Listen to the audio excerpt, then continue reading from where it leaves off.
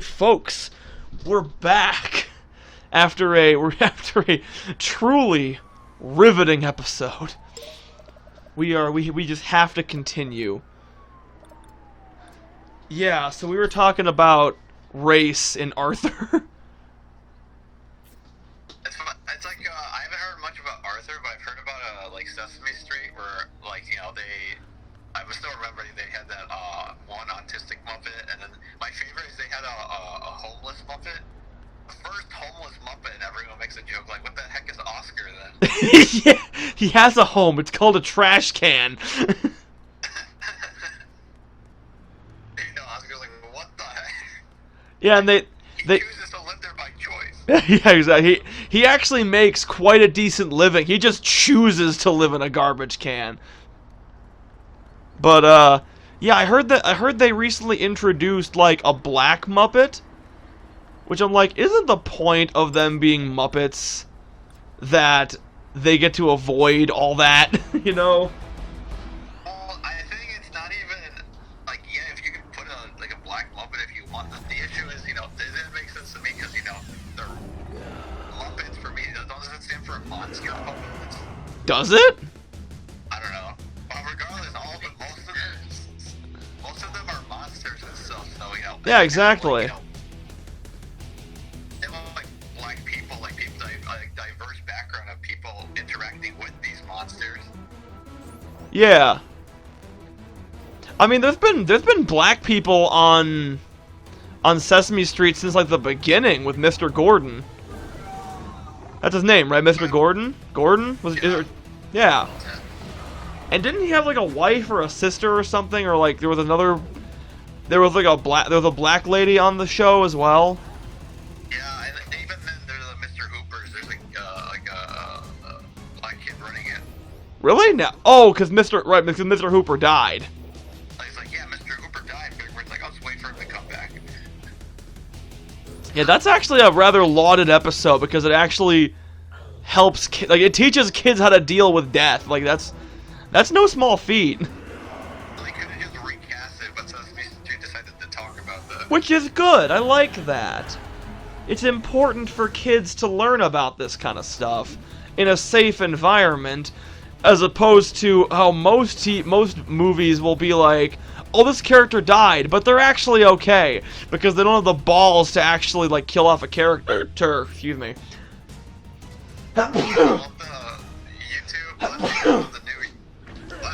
Thank you. Gee, I've been like working outside a lot today, and oh my gosh, my allergies have been insane. Yeah. One heck of a season for allergies. Yeah. That's funny you say that because spring's actually my favorite season.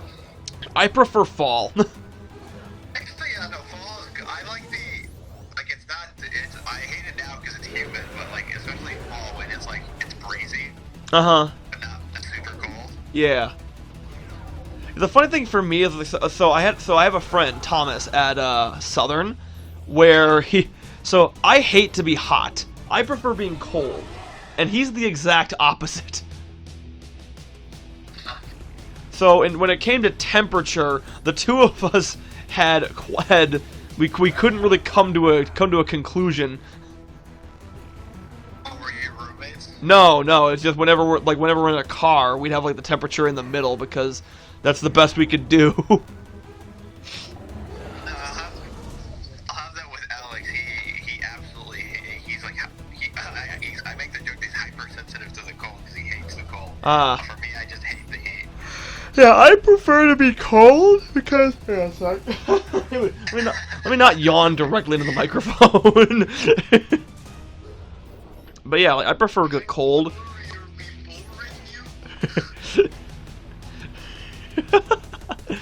I'm kind of a bigly gitch right now. Anywho, so the hell was I gonna say? Think about hot, cold. Oh, right. Yeah, I prefer to be cold because you can put more layers on to stop being cold. There's a limit to how much you can take off to stop being hot. And not... What is the reason that you were saying? Oh, I was just saying, like, not even from, like, a societal convention angle. Just, like, if you take off all your clothes and you're still, like, hot and sticky, then that's just there's not much more you can really do. Oh, that's just air conditioning at that point. Yeah. But say your air conditioning is ass, or you live... Oh, yeah. And I am in quite a situation right now, because I have a pet who is sitting not but a few feet from me, who needs it to be rather warm at all times. Which, I love her to death. However, I just... Oh my, I am at 19 health.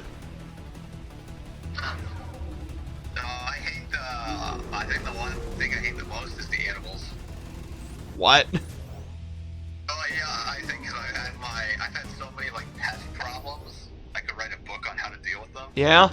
But yeah, just all the animals, especially mosquitoes, just because in the winter they're just gone. Yeah, it's the best thing ever. We've dealt with birds, raccoons, all that kind of stuff. Yeah. It's just as opposed to even then, like there's extreme heat and extreme cold. Like this past winter, it was where it snowed like so much. Yeah. Where driving, because once we started driving, it's just like a pain. Uh-huh. Actually, yeah, it's like winter will decimate like your car. Oh, yeah. Like, Oh my gosh! Did your Cyclops just destroy this dragon? It dealt like over 2,000 damage in one hit. Granted, it was a crit, but still. So this game is pay to win. Is that right? How do you mean? You go to the shop and you just pay for a bunch of upgrades and then you instantly do 1,000 times better. Well, in all fairness, I got this Cycloid for free. It's one of the Bakugan that I rescued from Parasol. Okay. Wait, what's Parasol? I guess it's like the main corporation in this game. The corporation that's been like drilling for Bakugan. Yeah, Michael, that's an excellent question. What is Paris? Wait, what? It's funny because we've been playing this game for so long, we should have been paying attention as to what the heck Parasol is. Yep. Also, Mike, funny you should mention infestations. I read a story about a very, very unique one today. In the absolute worst way possible. What is it? So you see, this woman went to her doctor because she was feeling pain in her breasts, or in her chest. And she was I think she was a rather large woman. And they were trying to figure out what's going on. And there was a disgusting stench from her, the doctor recalled. And so they were going about to do their thing, and they notice as they're lifting up her breasts in order to put they're gonna put something there. I don't remember what they're gonna put it under, on her chest, but under her breast, but they were gonna put something there. And they notice what? I was gonna say this is gonna ruin my dinner. It really is, and I'm sorry in advance. So they notice this giant scab underneath her breasts, and this is the thing that stinks to high heaven. It smells rancid under there. And I don't know what prompted them to do this, but they peeled it off, and just a shit ton of roaches start pouring out of the scab wound.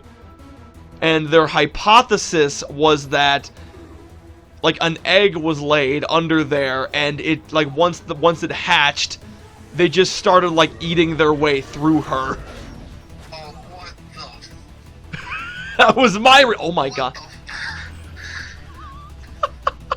That was my reaction too. You know what they say, misery loves company.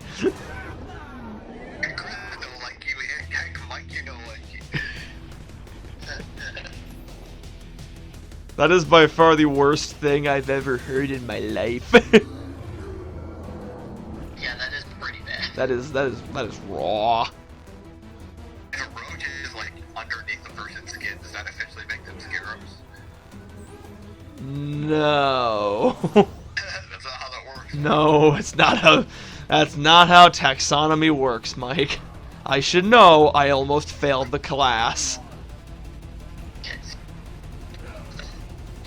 Oh yeah, you're animal. Are you gonna be a animal doctor? Or God, no. Zoo. I want to work in the zoo and teach people about the snakes. the noodles? the danger noodles. They're not actually. They're actually not that dangerous. I'll take your word for it. I'll probably still not touch one though. Well, I mean, yeah, a snake's gonna, like, react poorly if it's not used to being touched, but, like, the snakes that we have at the zoo are. They are used to being handled by humans regularly. In fact, the Andean milk snake, I believe she is off programs for the time being because she has arthritis. Snakes can get arthritis. Yes, yes they can. That's actually one of the reasons why you shouldn't put them around your neck. It can like stretch them out and give them early arthritis. And he just one-shotted it, dear God. And the Yeah, it's because you know the snake doesn't constrict you and kill you. That's the big thing. If the snake gets scared, if it's around your arm, it'll just kind of cut off blood flow for a minute or two. If it's around your neck, you're kind of hosed.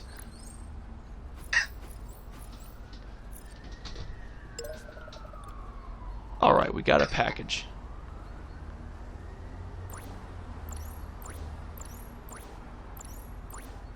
My goodness. See yourself handling gators?